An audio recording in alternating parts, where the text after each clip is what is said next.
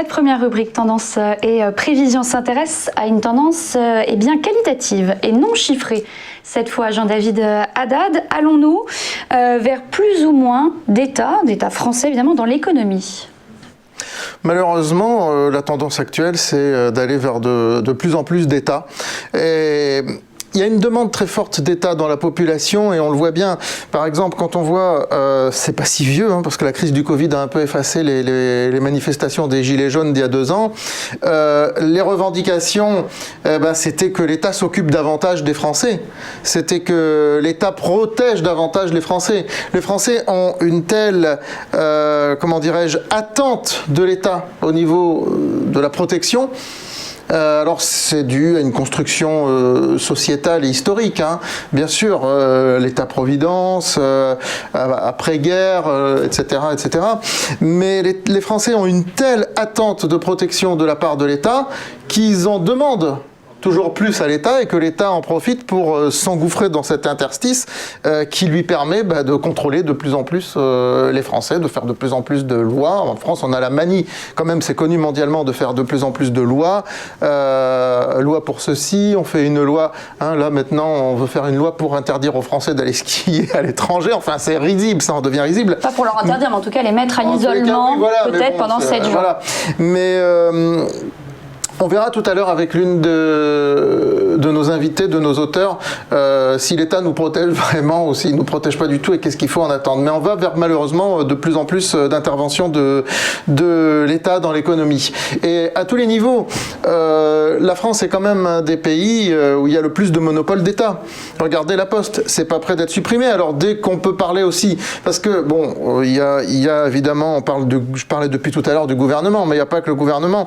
Il y a aussi dès qu'on parle, par exemple, de supprimer le monopole de la Poste, il y a plein de gens qui montent au créneau. Mais tout ça, ce sont des pressions supplémentaires de l'État. Il n'y a qu'en France, où il y a autant d'entreprises dans les pays capitalistes, les pays développés, il n'y a que la France où il y a autant d'entreprises publiques qui ont de tels monopoles.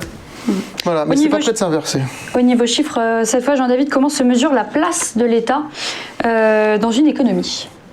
Alors, ça peut se mesurer de plein de manières différentes, mais il y a un taux que je retiens tout particulièrement, c'est le taux de pression fiscale. Alors, la pression fiscale, c'est dans le PIB, donc dans le revenu global du pays, de la France, la somme de toutes les valeurs ajoutées qui sont générées par les différentes activités productives.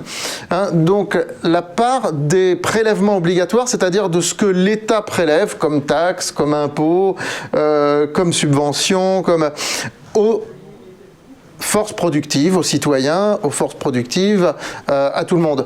Et ce taux de prélèvement obligatoire, donc le mot est clair, obligatoire, ce qui est obligé de payer, il est en France, selon l'OCDE, de dernier pointage, de 46-47%, c'est-à-dire pratiquement 1 euro sur 2 de richesse qui est créé dans le pays, est prélevé par l'État. C'est le taux le plus élevé du monde. Alors, donc qu'est-ce que ça traduit ? Ça traduit tout simplement que la moitié, en gros, de la richesse créée, elle repart pour le fonctionnement de l'État.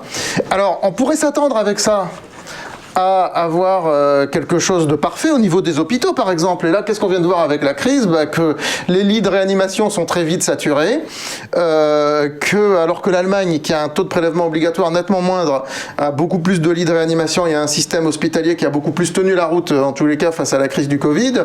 Et on pourrait faire des comparaisons comme ça avec plein de pays.